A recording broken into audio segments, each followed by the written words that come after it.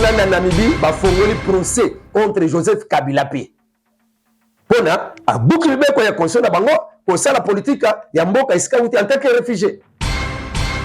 politique. Après bamoni pe na passeport rwandais on est pesa la ya RDC mboka ne azalaki mokonzi ya mboka.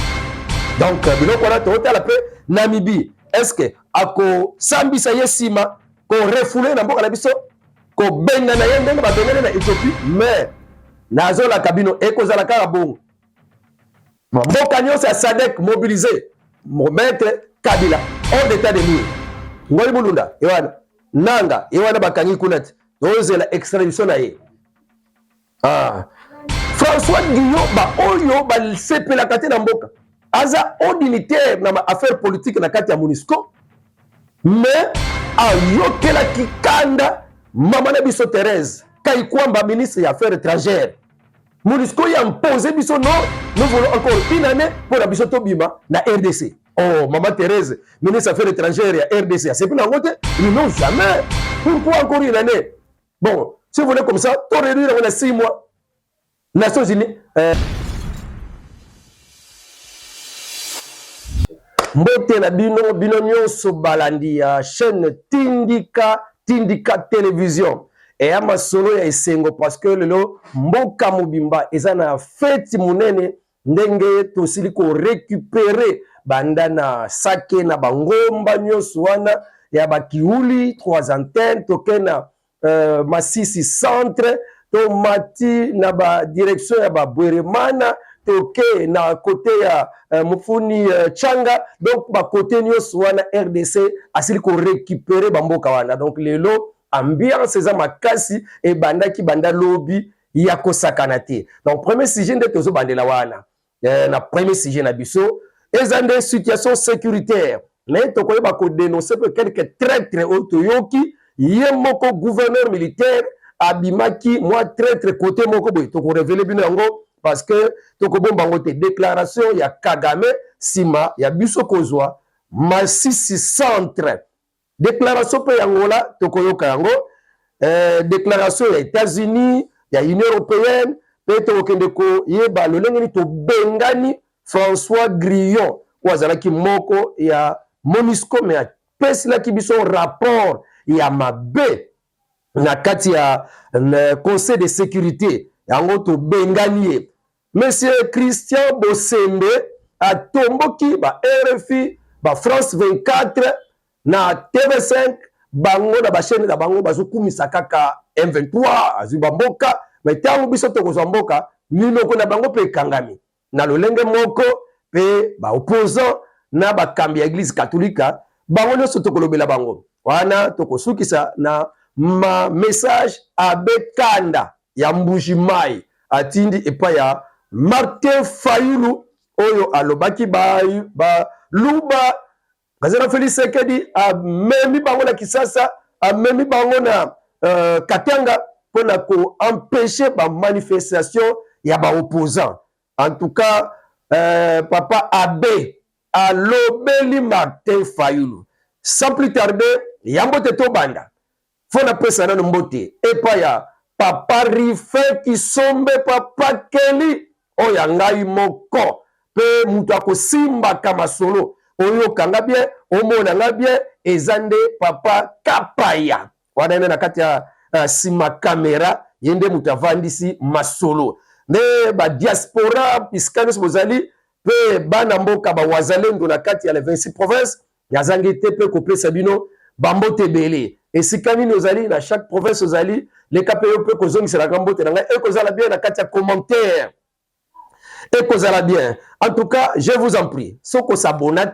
ou les canaux qui s'abonnent, ceux qui peuvent, au linga kate ko aimer émission, les gens n'abonnent aimer, to liker la vidéo, liker l'émission, et que ça va bien, que sécuriser émission na biso na linga o liker, na sepe la kalama makasi, au côté kambala moko o liker. Voilà nde kabola pe émission na ba mususu na ba forum na bino kabola parce que moi na manyanga azoloba tangu toloba kabiso pona ko panza masolo ya mboka na biso awa tozana tindika est-ce que oko yebisanga na tindika information na yebke olobi yango déjà kuna na kati ya Cape Town, Diban, America, Washington, bino nyonso boza près déjà ya koyoka masolo ndenge ezobanda. Situation sécuritaire. Toyebi que depuis dimanche Masisi centre ba M23 ba kotaki pona kovanda kosala ba discours koloba n'importe quoi contre République démocratique du Congo ke ba ko délivrer mboka. 3 jours après na lobby nango kaka lobby ezaki le 8 nde masolo e katanaki M23 ba benganie na kati ya Masisi centre wana e bandaki wana te ba bandaki nanu na Sake. Toyebi ke M23 alingaki de kobota na biso sous Sake pona kovandisa biso à genoux afin que amema biso na table de négociation. Mais simbité ba beti ba bombe na Sake ba civil ba mususu ba zoki ba ndaku ekwei. Mais en tout cas ba dégâts ya makasi penza pona vie humaine et salamaki te. Ba bitumba ezalaki aux environs ya Sake na bangomba ya Kiuli na bangomba wana. Na bangomba wana ezana ba 3 antennes. Ba bengani ba M23 lokola ba soso. Mais ya kokamwa après avoir kobenga na bango gouverneur militaire aye agangeli ba wazalendo agangeli ba FARDC oyo na bavandi na kati ya 3 antennes. Bino pona nini? Bon sali ndemona qui vous a dit ya kobundisa ya ko libérer bango awa c'est pas encore le temps. Donc bandeko baza na kati ya Nord Kivu na kati ya 3 antennes wana balo mais ça c'est quoi? Tala ba traître mususu ne ba dénoncer ba tindi ba audio ke lobelango mwana manyanga. Gouverneur militaire aza très Peter Sirimwa mwana très ye mutakoisa bunagana donc to comprendre aye ko gange la bango ouvertement ba wazalendo na biso ba comprendre te lo kwana yango yo kakao munitions zozanga bazo ko renforcer bango te or que na kati ya Nord Kivu gouverneur militaire ye moko aza na kati ya masolo ya koteka mboka e monani na 3 antennes wana aux environs ya Sake na côté ya na kati ya Kiuli wana révélation toke sikoyo na kati ya Masisi centre na nzela ya Bweremania na axe wana toyebi ke bitumba ezalaki makasi bazwi mboka ya Ngungu oyo ezalaki stratégique plein de minéraux quelques kilomètres ya Rubaya bazwi yango nanu parce que bayebi ke ndenge tokangi bango na kati ya Masisi centre donc bandela na musika po bazala nzela ya kokimela te bazwi bamboka wana bamboka bele bazwaki Ngungu bazwi Karambi mboka wana pesa stratégique evandisaki base ya ba M23 ezaki wana Karambi Ruzimantaka Nyanzale Ruderefu ba mboka wana nyonso nde lelo baye kozwa mushumba lelo ngomba ya mushumba oyo depuis 1914 depuis 1914 ba M23 ba vandisa base na bango wana atako pesa laki ba longwaki te bazalaki kaka wana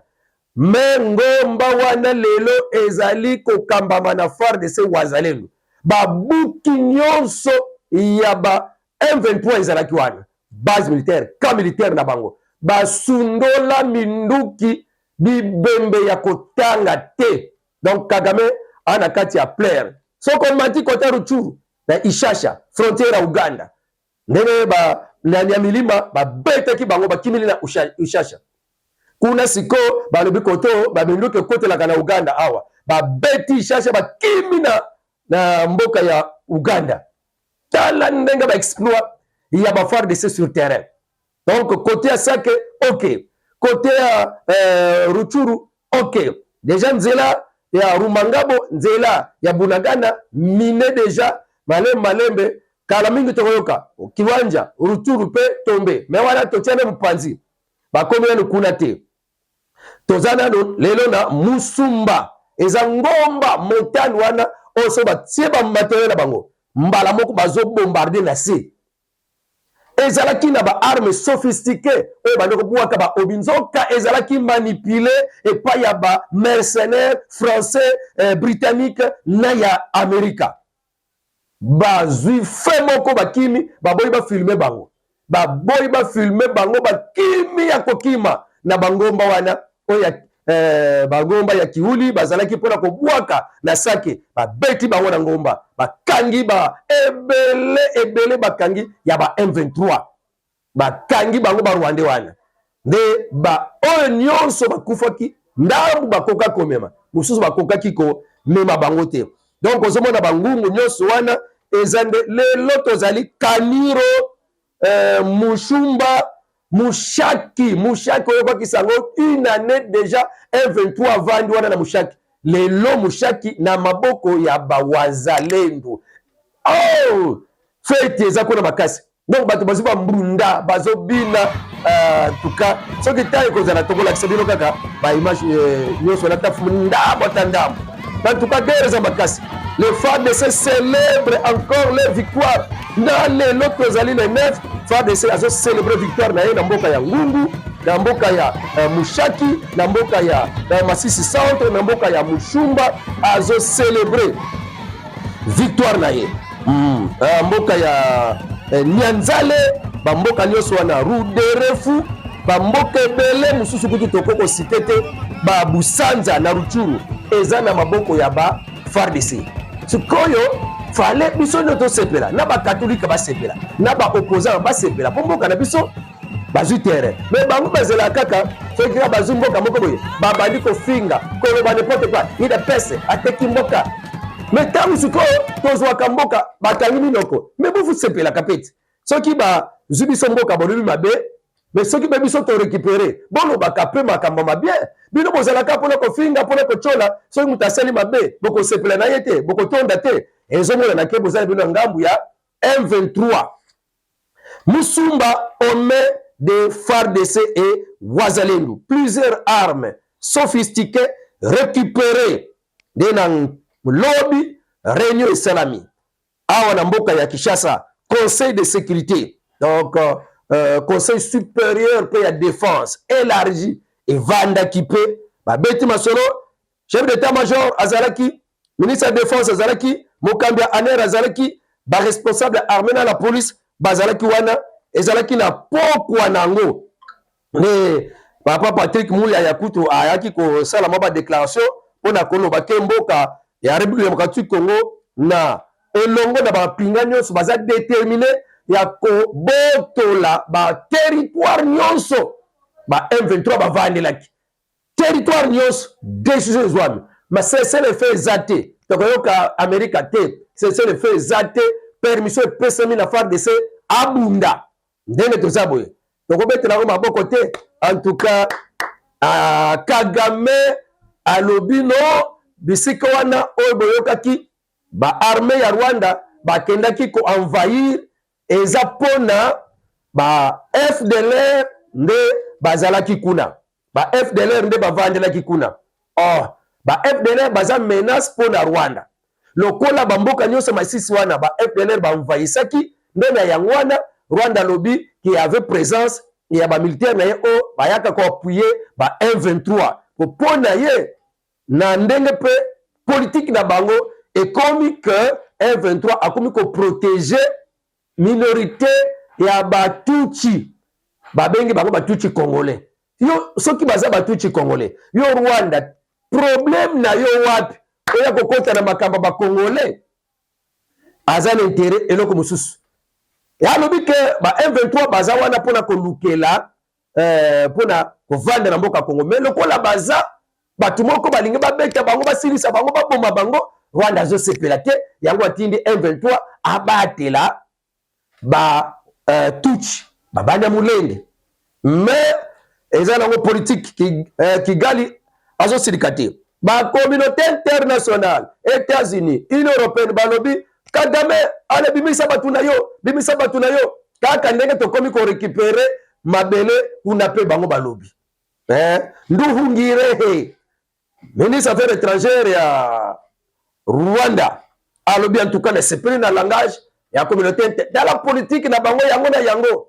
bayebani bango ne baza sima Rwanda mais bazo ko sala lokola koloba c'est bitumba bozongela c'est le fait bali ko imposer biso du c'est le fait kolinga ko silikela Rwanda or que bazara bango pour la biso pe toti kamanduki bango ba continuer kaka e ko simba te ya mbaloyo batatoyo bakolela tindika nde tozopesa bainformation awa nde na nzela ndeko na bino José Matuvangwa mwana manyanga Kigali azolela abi ajustifie présence ya bamilitaire na mboka RDC mpo na nini ba FDLR bamvayisaki Masisi me tobengani bango to approche ya kokoma na Rubaya nde mpona so tokomi Rubaya quelques kilomètres tolinga to se renforcer Rwanda toyokaki mpe bandi ko se renforcer kuna alingi kotika Rubaya te quelques jours koyoka sango alors ministre ya affaires étrangères kuna ya Rwanda asepelaki te ndenge ayebisi Rwanda abimisa ba militaire na ye na mabele ya République démocratique du Congo parce que pona bango lokola bazobatela mboka na bango pona ba FDLR il faut bazala pona kobatela mboka na bango soki te communauté internationale a continué la complicité ya génocide parce que bato wana baza ba génocide so bavandi kaka bongo bakosa organiser bakende koboma su bato na Rwanda c'est pour cette raison bango baza wana pona ko empêcher bango mais soki communauté internationale azobisa bango bobima c'est que pour la Rwanda communauté internationale a continué la complicité ya RDC nzoka bango na bango mboka na biso bobima bino bobenga bango batuchi congolais babana mulenge baba rwandais te bozoya na ba militaire na bino pona kolinga ke ba vivre ba même droit na ba toute na ba tribunion ya mboka Congo c'est mon ngwapi bino bo utikuna bokimeli bitumba bazombo ba uta kuna bakimeli bitumba ba wela mabele mu koloni boza batu ya kodlanda te alors reconquête ya mabele ya mboka na biso République démocratique Congo balobi ezokoba décision euti na conseil supérieur ya défense somo makambo eza penza ya koloba te. Félicitations na monsieur le président de la République pour la initiative ya kopesa ordre plus question de cessez-le-feu plus question de repli stratégique oyo memaki biso bashiko et memaki biso bakabundi général Kabundi na ba Pacifique oyo Shadrack Paluku wakimaki wakambaki zone ya Masisi wakwisa zone ya Masisi Shadrack Paluku a côté la M23 na 121 garde de corps ya moi élément na ye a memi bango nyos na ba arme na biso président Félix a somba akena ngona ba M23 ye muta kwisa Masisi wana tant to lobeli a bangi akimi akekota na M23 nde omoni siko ne makambo ya bien et bandi po complice alongwe traître alongwe yango pe traître na Nord Kivu fo alongwa ala papa mokonzi président Félix Sekedi ayo kabiso penza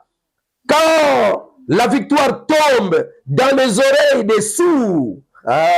silence radio et pas ba opposant silence radio et pas ba kambia catholique mais toyebi ke nzambe ako dévoiler bino bolinga te RDC longa bwana ngambo Rwanda bwana ngambo ba occidentaux bokosela keto ba opposant bokosela keto ba nganga nzambe zoba na bino koyebana Angola a sali déclaration balobi le gouvernement angolais dénonce gouvernement angolais dénonce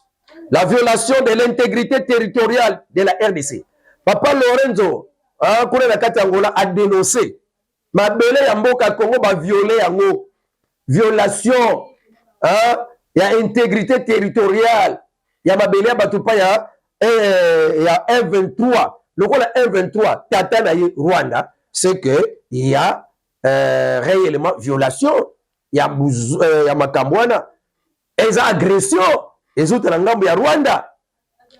tala masolo mususu nazo betere bino bandeko na ngai balandi ya tindika esika wana nyonso papa rife ozali na kanisa ozoyoka ngai na bandeko kuna na Congo central na bandeko kuna ba province nyonso. Conseil supérieur de la défense élargi note l'ascendance des FARDC et promet de reconquête de toutes les zones occupées.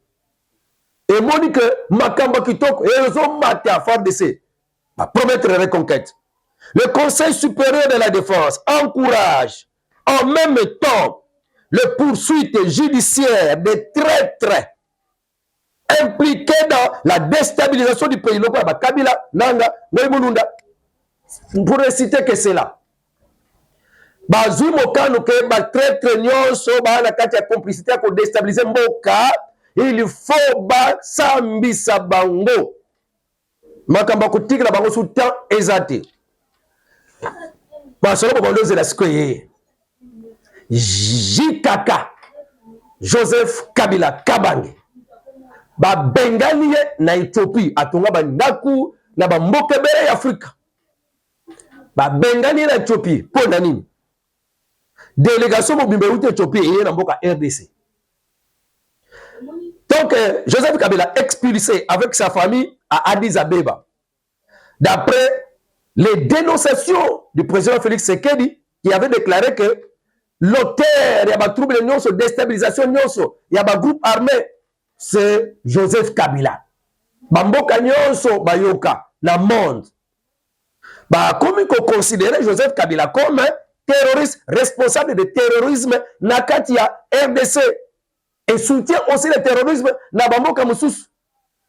Alors manœuvre wana kota la pendenga zoko sengisa batu na ba réunion ba opposant ya mboka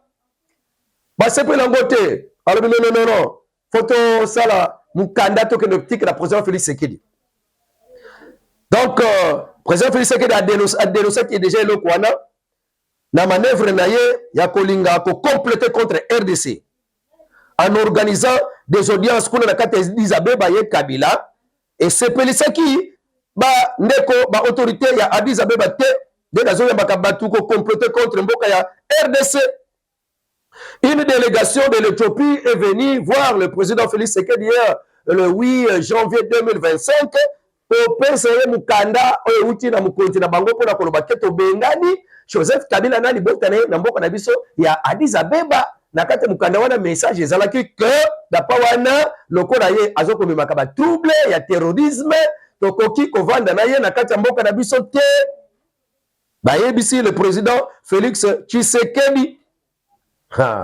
Alors bapesi ordre acquitter mabele ya Éthiopie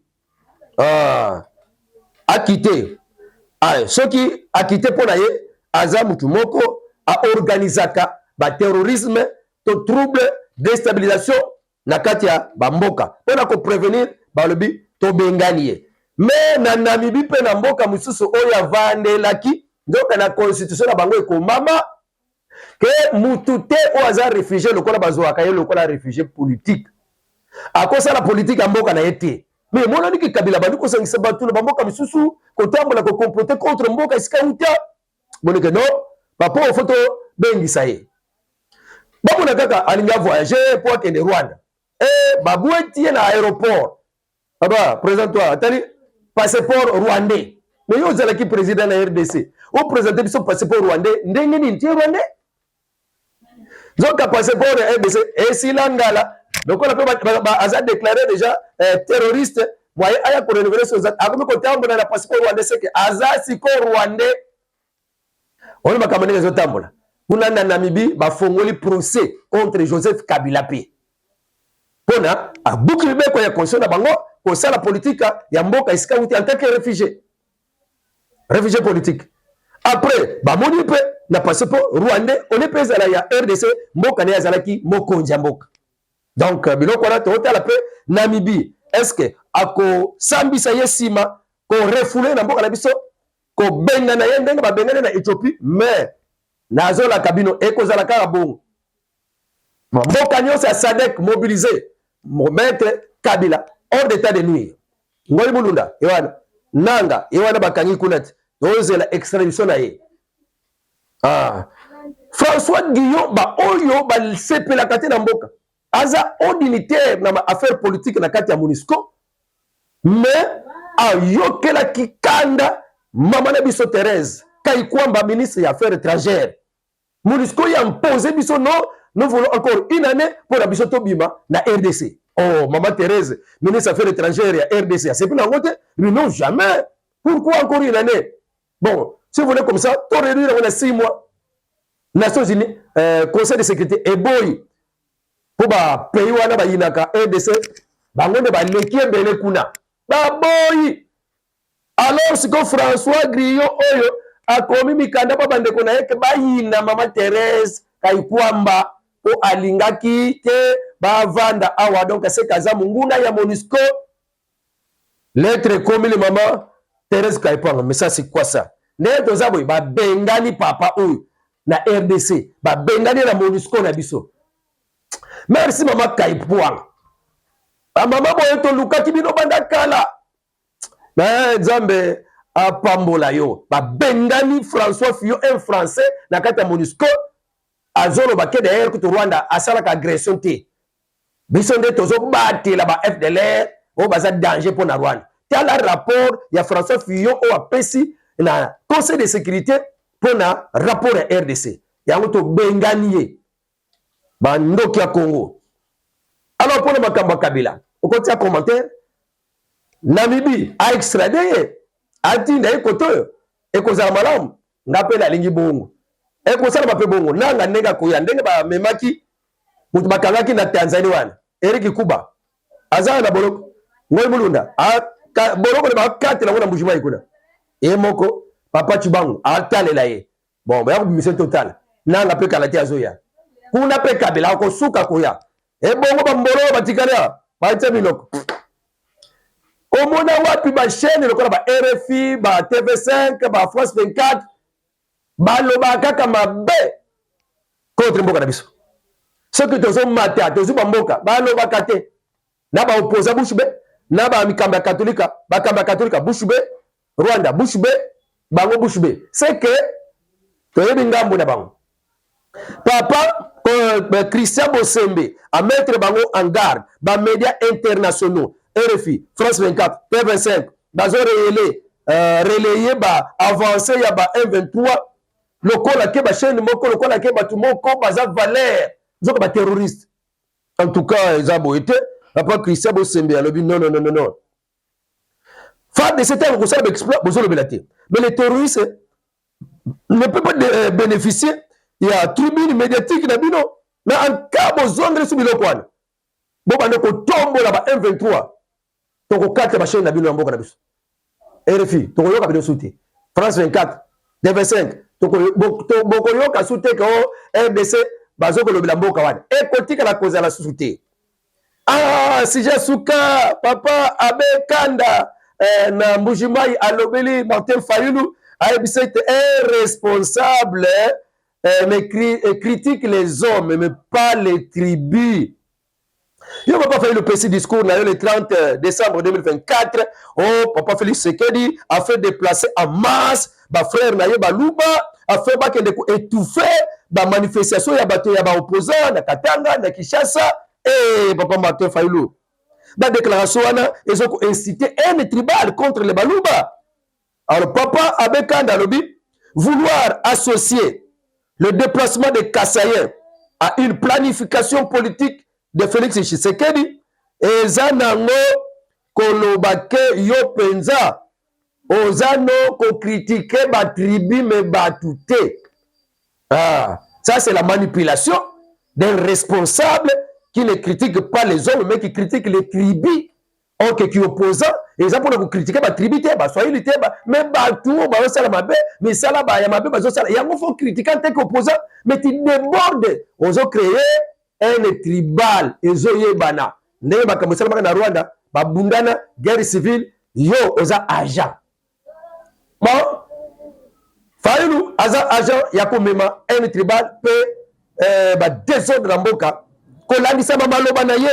guerre civile eko simbate ezonga la libota na yo na bakoko na yo na yo moko mboka Congo toza moko ba tribu nyonso toza moko papa moko mama moko mboka moko mabele moko Zambe apambola bino. Abonnez-vous si vous n'êtes pas encore abonné, likez et commentez, partagez l'émission. Oko sepela tango nyonso tokobandia ko pesa ka compte rendu ya makambo zoleka na kati ya mboka ya République démocratique Congo, surtout mabele na biso ndenge bazozo wango. En tout cas ekozala malamu tango bakoke de ko benga ba moti na suka tibu na gala to zuiba ndeko toko sala fête toko filmer bisika nyonso bebile bozali bokotina na ba audio ya fête na bino. Nzambe apambola bino bisika bozali boko bana kolanda ka chaîne oyo ekopesa kabino masule ya solo sans formol, hein, sans formol ndenge na lobela ndenge pezo lekela kuna ndenge pezo lobamela na ba chaîne o baloba ka vérité ya ba wana te ya ba mindele wana te. OK, Je crois que nous sommes à la fin. Encore, je réitère ma demande. Si vous n'êtes pas encore abonné, vous, likez, aimez l'émission, partagez, commentez. Avec Dieu, nous ferons des exploits. Avec Dieu, la victoire est certaine. Avec Dieu,